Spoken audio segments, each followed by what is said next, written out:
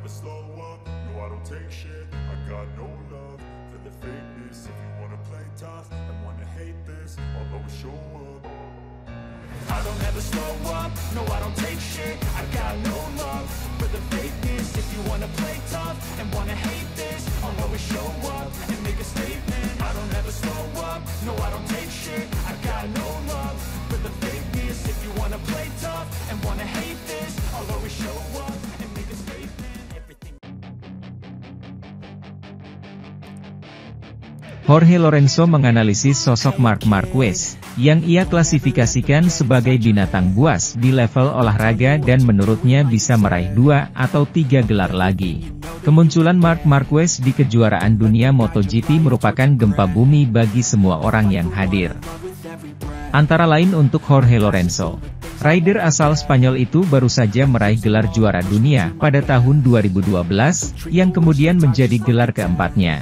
Namun pada tahun 2013 ia akhirnya kalah dari pebalap muda asal Cervera, yang saat itu menambah kemenangan ketiganya, di tahun pertamanya bersama motor berat, dan yang akan mendahului yang keempat, pada tahun 2014. Pemain asal Mallorca itu akan mampu mengalahkannya pada tahun 2015, tahun yang buruk bagi Marc.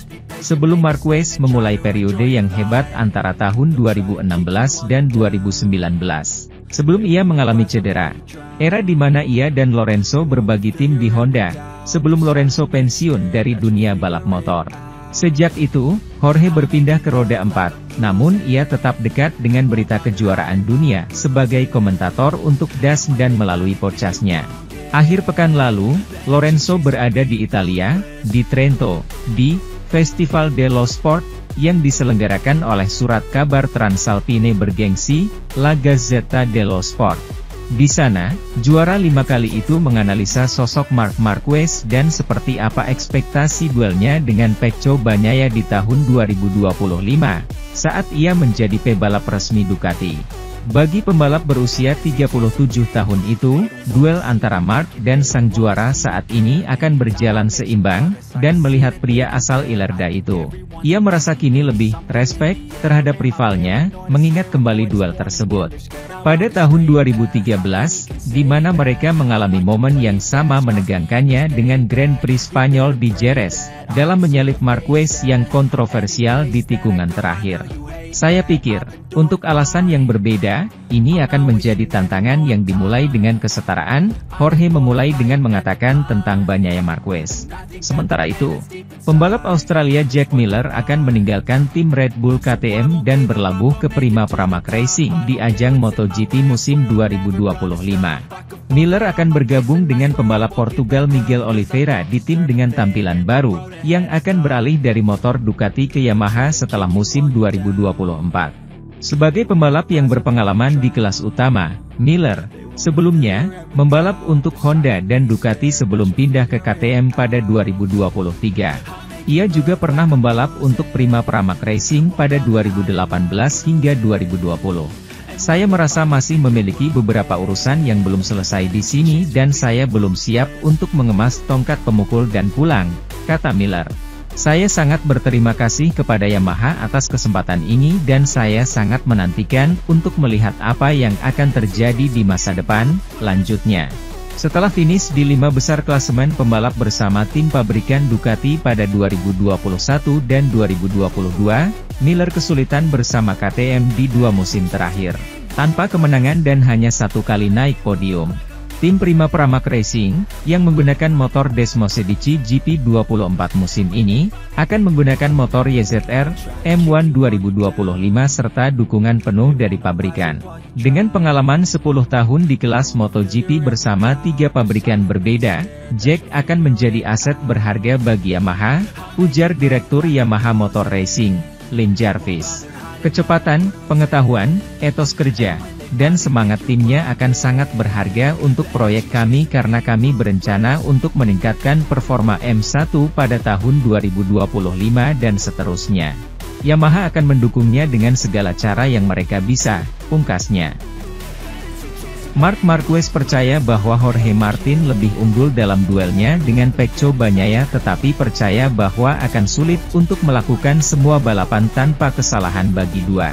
pesaing mahkota dunia tersebut. Selisih 10 poin dengan sisa 148 poin, dengan 4 Grand Prix tersisa di musim ini, duel antara Pecco Bagnaia dan Jorge Martin lebih sengit dari sebelumnya. Dengan wasit mewah Enea Bastianini dan Marc Marquez, secara matematis masih bertarung tetapi tertinggal jauh sejak kesialan mereka di Indonesia. Sebelum GP Jepang di mana jaraknya semakin jauh, Marquez berbicara tentang permainan berakhir mengenai dirinya. Pembalap Gresini sekarang tampaknya menjadi pengamat bentrokan antara kedua pemimpin dan meskipun musim panas ini dia mengatakan dia memiliki sedikit preferensi untuk gelar Bagnaia. Karena yang terakhir akan menjadi rekan setimnya di tim resmi Ducati pada tahun 2024, itu adalah Martin yang telah menjadi favorit di matanya selama beberapa minggu.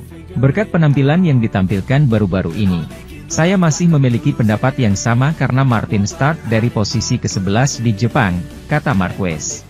Saya tahu bagaimana rasanya memulai dari belakang, beberapa kali, dan itu membuat hidup Anda sulit. Dia menanganinya dengan sangat baik, dia melakukannya dengan sangat baik di lap pertama. Saat Anda keluar dari belakang, di MotoGP kontemporer, kemungkinannya melawanmu.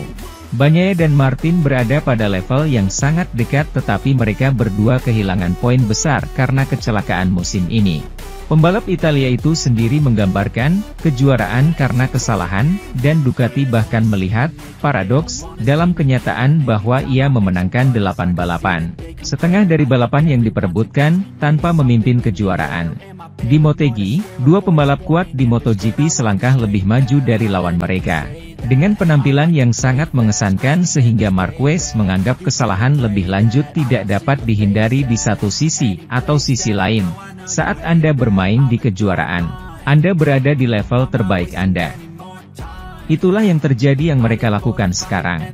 Sementara itu, Aleix Espargaro bergabung dengan Aprilia pada tahun 2017. Pembalap Spanyol itu hanya finish di posisi ke-15 dalam klasemen pembalap MotoGP. Sementara pabrikan Noale itu mendekam di posisi terakhir baik dalam tabel tim maupun konstruktor. Di sisi lain, Honda mendominasi MotoGP dengan pembalap bintang mereka, Marc Marquez memimpin sapu bersih gelar pembalap, tim, dan konstruktor. Sejak saat itu, peruntungan masing-masing pabrikan berubah secara dramatis. Kelemahan Honda RC213V terekspos setelah cedera lengan Marquez tahun 2020. Sementara itu Aprilia mengambil arah pengembangan RSGP yang revolusioner dengan perangkat aero dan Rideheik. Pendekatan itu membawa Aprilia naik ke pertarungan depan MotoGP, dan menorehkan sejarah baru di MotoGP, keunggulan singkat di Phillip Island 2019, podium perdana di tahun 2021. Kemudian, ia meraih pole position pertama, kemenangan di MotoGP, dan keunggulan di kejuaraan dunia selama tahun 2022 yang penuh terobosan. Dalam waktu 7 tahun, Aprilia telah berevolusi dari motor papan bawah menjadi pesaing di baris depan MotoGP. Untuk tahun ini saja, Aprilia meraih 3 kemenangan sprint race dan 1 Grand Prix. Di sisi lain, Honda justru semakin terpuruk di MotoGP. Sedemikian rupa sampai akhirnya Marquez melepas kontrak bernilai besarnya untuk pindah ke tim satelit Gresini Ducati tahun ini. Kini mendapati dirinya dalam situasi yang sama dengan tahun-tahun awal Aprilia di MotoGP. Honda merekrut Aleix Espargaro untuk memimpin tim penguji mereka untuk 2025.